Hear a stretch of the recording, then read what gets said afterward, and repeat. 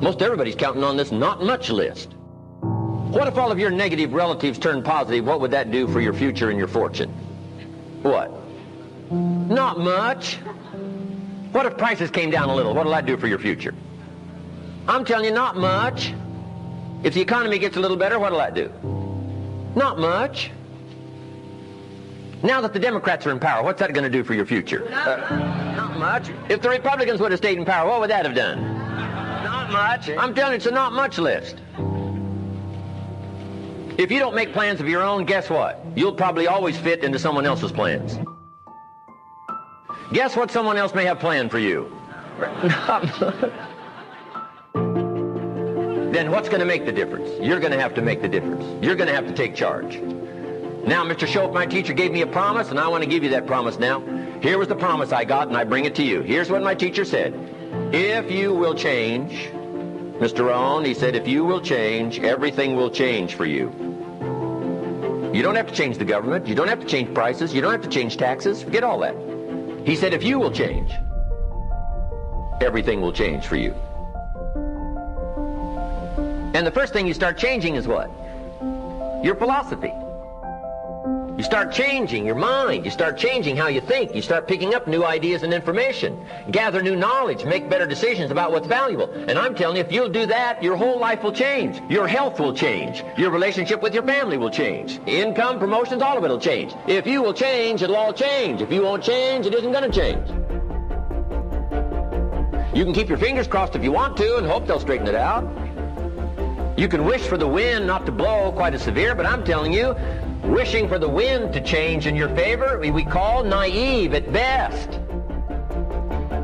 Don't do this any longer. Wish for a better wind. The key is to wish for the wisdom to set a better sail.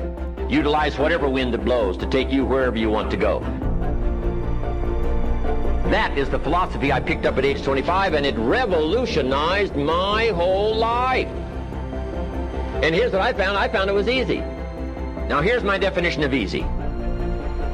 My definition of easy, meaning something I could do. I figure if it's something you can do, it's easy. Now here's a parenthesis.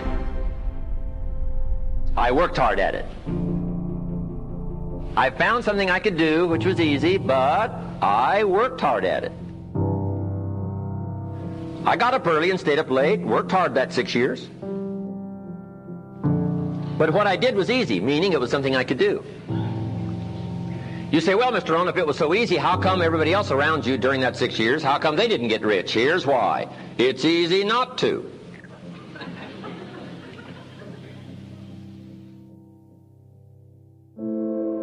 The things that are easy to do are also easy not to do. That's the difference between success and failure. So you've got the choice here today of one of two easies. Easy to or what? Easy not to. I can give you in one sentence how I got rich by the time I was 31. Here it is in one sentence. I did not neglect to do the easy things I could do every day for 6 years. That's the key. I found something easy I could do that led to fortune, and I did not neglect to do it. Major reason for not having everything you want in America. Major reason for not having more of what you want in America. More health, more money, more power, more influence, more everything. Major reason why you don't get it. Simple answer. Neglect. And here's the problem with neglect. It starts as an infection. And if you don't take care of it, it becomes a disease. And here's what else is the problem. One neglect leads to another. Neglect to do wise things with your money, you'll probably neglect to do wise things with your time. Neglect to do wise things with your time, you'll probably neglect to do wise things with your business. Pretty soon, neglect has you by the throat. Emptying your purse, emptying your heart, emptying all of your chances for equities and power and all the good things. What if you should be walking around the block every day for your good health and you don't? I'm telling you, you're on the wrong track. You should do it, you could do it, you don't do it. That's called formula for disaster. All you've got to do is let that and a few other things accumulate for 6 years, and now you're driving what you don't want to drive, wearing what you don't want to wear, living where you don't want to live, doing what you don't want to do, maybe having become what you really didn't want to become. I'm telling you, that's it. Just neglect along, drift along, and it's got you by the throat. It'll take all your values, leave you with just a little bit of dust in a summer wind, and it'll soon be gone. I hope I said that well. There's usually about a half dozen things that makes 80% of the difference. There's usually about a half dozen things that makes 80% of the difference. Now, it's not exactly half dozen, it's not exactly 80%, but you get my concept here.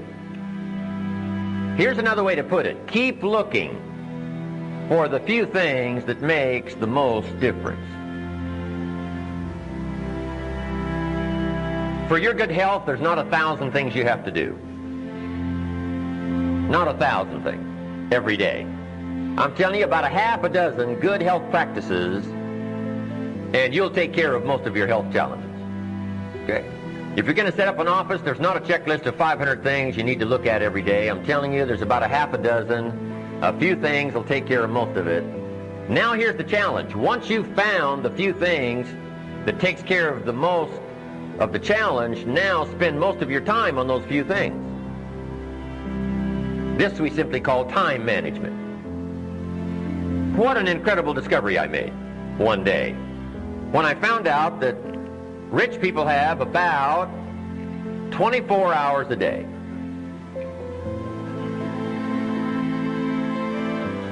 Right? And poor people have about what? 24 hours a day. Wouldn't that drive you mad till you found out what the difference was? How could you sleep nights till you found out what the difference was? Both have equal time, but an incredible difference in outcome. What makes the difference? Same time, but a totally different outcome. It's called time management. And here's part of it in a nutshell. Look for the few things that makes the most difference, then spend most of your time working on those few things. Here's why a lot of people don't do well. They major in minor things.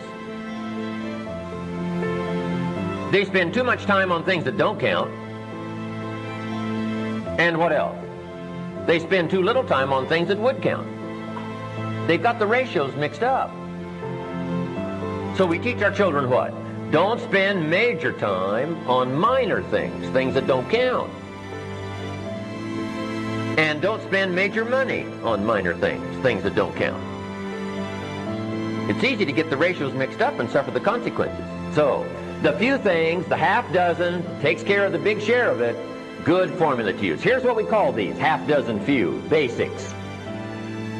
Basics, fundamentals. If you're going to play basketball, right?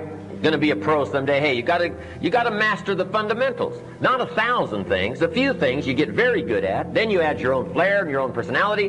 But hey, if you want to do something extremely well and get well paid, you master the fundamentals and master the basics.